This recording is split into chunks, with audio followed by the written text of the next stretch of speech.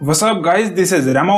आज एक बहुत जबरदस्त और अमेजिंग केस स्टडी शेयर करने वाला हूं आप सभी के साथ हीरो मोटोकॉर्प की। जी हां, दुनिया की सबसे बड़ी टू व्हीलर कंपनी है आज की डेट में। ये फोर्ब्स की लिस्ट के हिसाब से दुनिया की बाइक्स और स्कूटर मार्केट में सबसे बड़ा मार्केट शेयर लेके ये बैठ रखे हैं। आखिर कैसे इन्होंने इतना बड़ा हाथ फैलाया कि सिर्फ इंडिया ही नहीं पूरे वर्ल्ड को इन्होंने कैप्चर करा। और आज 20 से भी ज्यादा साल हो गए, अभी तक ऐसी कोई टू व्हीलर कंपनी नहीं आई जो इनको नंबर 1 से हिला दे। अच्छा, कुछ होश उड़ाने वाले फैक्ट समझिए। पूरी दुनिया में जितने बाइक्स या स्कूटर वगैरह बनते हैं उसमें से आधे पूरी दुनिया के लिए ये हीरो कंपनी बनाती है। सबसे ज्यादा फ्यूल एफिशिएंट और लो कॉस्ट बाइक्स भी इन्हीं कंपनीज की होती हैं। आज की डेट में 6000 से भी ज्यादा डीलरशिप्स हैं इनकी, जो कि दुनिया की सबसे ज्यादा है। इनका इतना मैसिव इंफ्रास्ट्रक्चर और प्रोडक्शन है कि हर दिन ये 6000 से भी ज्यादा मोटरसाइकिल बनाते हैं।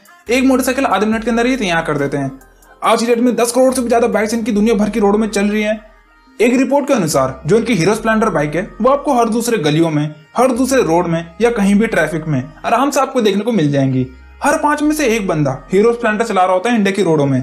इतनी खतरनाक सक्सेस, सब कुछ आपको आज इस केस स्टडी में जानने को मिलेगा। अच्छा, थोड़ा सा पीछे चलेंगे। देश अभी आजाद नहीं हुआ था। पाकिस्तान में रहने वाले 20 साल के ब्रिज मोहन लाल जी का एक सपना था कि गरीबों के लिए एक साइकिल बनाया जाए जो कि उनके ट्रांसपोर्ट का जरिया बन सके।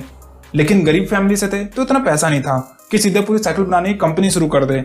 तो ब्रिज मोहन जी अपने तीनों भाइयों के साथ पाकिस्तान से अमृतसर इंडिया में आते हैं और इंडिया में आके छोटी सी दुकान लगाते हैं जिसमें साइकिल्स के पार्ट्स वगैरह बेचा करते थे।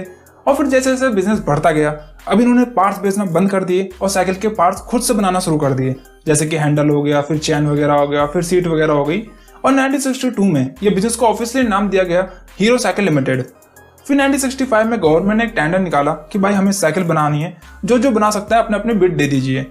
और हीरो साइकिल ने भी इसमें पार्टिसिपेट लिया और लक ऐसा कि टेंडर हीरो साइकिल को ही मिला। इसके बाद इन्होंने कुछ अपने पैसे और गवर्नमेंट से मिले 7 लाख रुपए से अपना पूरे साइकिल का बनाने का प्रोडक्शन शुरू कर दिया। अच्छा, शुरुआती टाइम में बिजनेस इतना अच्छा चल नहीं पा रहा था, प्रोडक्शन बहुत ज्यादा कम रहते थे, एक्सपेंसेस बढ़ते ही जा रहे थे, बिजनेस स्केल हो नहीं पा रहा था। पर इनको एक चीज आती थी जो कि है रिपीटेटिव और डुप्लीकेटेड मेथड। ये दोनों चीज बिजनेस को स्केल करने में बहुत ज्यादा हेल्प करते हैं। ये मेथड मैकडोनल्ड भी यूज करता है ज्यादा बर्गर्स बनाने में। फिर पेप्सी या कोको कोला हो गए, जो भी कंपनीज बड़ी लेवल में प्रोडक्शन कर पाती है वो यही मेथड का यूज करती है। इस मेथड की वजह से इनका साइकिल का प्रोडक्शन लगातार बढ़ता चला गया और ये एक साल में 7500 से भी ज्यादा साइकिल का प्रोडक्शन कर पा रहे थे। और लगातार हर साल इतना मैसिव प्रोडक्शन करने की वजह से 1975 में ये इंडिया की सबसे बड़ी साइकिल बनाने वाली कंपनी बन जाते हैं। इतने नहीं, बिजनेस इतना खतरनाक तरीके से स्केल हो रहा था कि कुछ ही सालों में इंडिया के बाहर साइकिल बेचना शुरू कर देते हैं और 1986 तक ये वर्ल्ड की सबसे बड़ी साइकिल बनाने वाली कंपनी बन जाते हैं। और आज की बात करें तो 25,000 से भी ज्यादा साइकिल ये रोज बनाते हैं। अभी भी यहाँ पर हीरो रुकती नहीं है। साइकिल इंडस्ट्री में मैसिव सक्सेस के बाद इन्होंने हाथ फैलाया मोटरसाइकिल इंडस्ट्री में और सबसे पहले इन्होंने स्कूटर बनाना शुरू किया जिसका नाम इन्होंने रखा हीरो मैजेस्टिक, जो कि पब्लिक को भी बहुत पसंद आया। अब हीरो के पास फंड्स थे, रिसोर्सेज थे, लैंड्स थे, सब कुछ ठीक ठाक था, पर टेक्नोलॉजी के मामले में बहुत ज्यादा पीछे थे विदेशी कंपनियों से। जहां ये स्कूटर बना रहे थे वो जबरदस्त बाइक बना रहे थे। तो इस प्रॉब्लम को दूर करने के लिए और पूरी दुनिया में अपने मोटरसाइकिल इंडस्ट्री में भी नाम बनाने के लिए इन्होंने 1984 में जापानी कंपनी होंडा के साथ हाथ मिलाया। हीरो को अच्छी टेक्नोलॉजी और टेक्निक मिल गई। अच्छा, उस टाइम किसी भारी कंपनीज को इंडिया में बिजनेस करना बहुत ज्यादा मुश्किल होता था इंडियन गवर्नमेंट के रूल्स और रेगुलेशन की वजह से। तो इस डील के बाद होंडा की भी एंट्री हो गई इंडियन मार्केट में और इन्हें भी इंडियन मार्केट का एक्सेस मिल गया। और 1985 में हरियाणा में पहला बाइक प्लांट लगाने के बाद हीरो होंडा की पहली बाइक लॉन्च हुई, हीरो होंडा सिटी 100। और बस इसके बाद तो देखते देखते पूरे इंडिया की रोडों में इनकी बाइक्स ही दिखने लगी। और जब इन्होंने हीरो होंडा स्प्लेंडर लॉन्च करी, उसने तो मानो पूरे टू व्हीलर इंडस्ट्री को हिला के रख दिया कि भाई आखिर ये क्या चीज निकाल दी। फ्यूल एफिशिएंट के मामले में सबसे बेस्ट बाइक, अच्छा माइलेज और एवरेज में सबसे टॉप, बजट बाइक पूरे इंडिया में ये थी। जो चीज एक इंडिया के कॉमन लोग को चाहिए था, सबको अच्छी तरीके से कॉम्बिनेशन इन्होंने एक ही बाइक में प्रोवाइड करवा रहे थे। ये जहां पहले बाइक खरीदना लोगों के लिए एक सपना हुआ करता था, इस बाइक के बाद ये सपना कई लोगों का पूरा हुआ। हर कोई आराम से खरीद पा रहा था। 1980 से लेकर 2002 तक 90 लाख से भी ज्यादा मोटरसाइकिल इनकी बिक चुकी थी और हर रोज 16,000 से भी ज्यादा मोटरसाइकिल्स का प्रोडक्शन ये कर रहे थे। मतलब एक तरह से सारे रिकॉर्ड से तोड़ते जा रहे थे और बस हर जगह इनका नाम चल रहा था। हीरो होंडा कंपनी का नाम इतना ज्यादा फेमस हो गया था कि लोग भूल गए थे कभी ये दोनों अलग अलग कंपनीज हुआ करती थी। पर कई रिपोर्ट्स में आज भी कहा जाता है कि पहले से ये दोनों कंपनी साथ में जुड़ना नहीं चाहती थी, पर मजबूरी की वजह से ये दोनों कंपनी साथ में थी। 1991 में जब इंडिया में लिबरलाइजेशन हुआ, यानी जब इकोनॉमी ओपन हो गई और इंडिया गवर्नमेंट ने विदेशी कंपनीज के लिए इंडिया में बिजनेस करने के सारे रास्ते खोल दिए। अच्छा, अब होंडा को भी नीड दी थी हीरो की और हीरो के पास भी अच्छी टेक्नोलॉजी और रिसोर्सेस आ गए थे। पर जैसे कि मैंने बताया, इनका नाम इतना ज्यादा बड़ा हो गया था कि अगर ये दोनों अलग होते तो दोनों कंपनीज की रेपुटेशन भी डाउन होती और मार्केट भी खराब होती।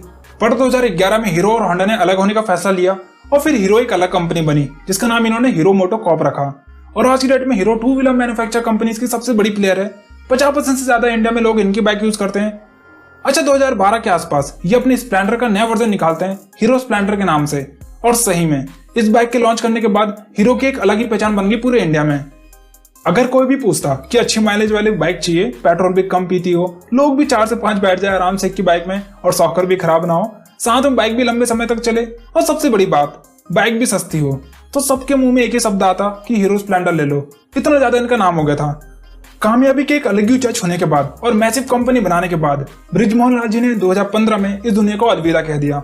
बृजमोहन जी ने कभी भी कॉलेज वगैरह की या बिजनेस की पढ़ाई वगैरह नहीं करी, पर आज भी स्कूल की कई किताबों में इनके कई सारे कोर्स लिखे जाते हैं। अच्छा, अब थोड़ा इनकी सक्सेस स्ट्रेटजीज के ऊपर बात कर लेते हैं कि क्या क्या स्ट्रेटजीज इन्होंने फॉलो करी। सबसे पहले बात कर लेते हैं इनकी मार्केटिंग स्ट्रेटजी या एडवर्टाइजमेंट स्ट्रेटजी की। इन्होंने मार्केटिंग में सही में बहुत ज्यादा दिमाग लगाया। इन्होंने देखा कि इंडिया में क्रिकेट बहुत ज्यादा देखा जाता है और क्रिकेट देखने वाले या खेलने वाले इंडिया के ज्यादातर यूथ हैं, तो बस यहीं पर इनको अपॉर्चुनिटी दिख गई। आपको बता दूं शुरुआती टाइम से ही ये ज्यादातर अपने बाइक या साइकिल के एडवर्टाइजमेंट क्रिकेट मैच के एड्स के वक्त या स्टेडियम में होर्डिंग्स या बैनर के थ्रू करवाते हैं हमेशा से, और एड्स भी ऐसी जो दिल को छू जाए।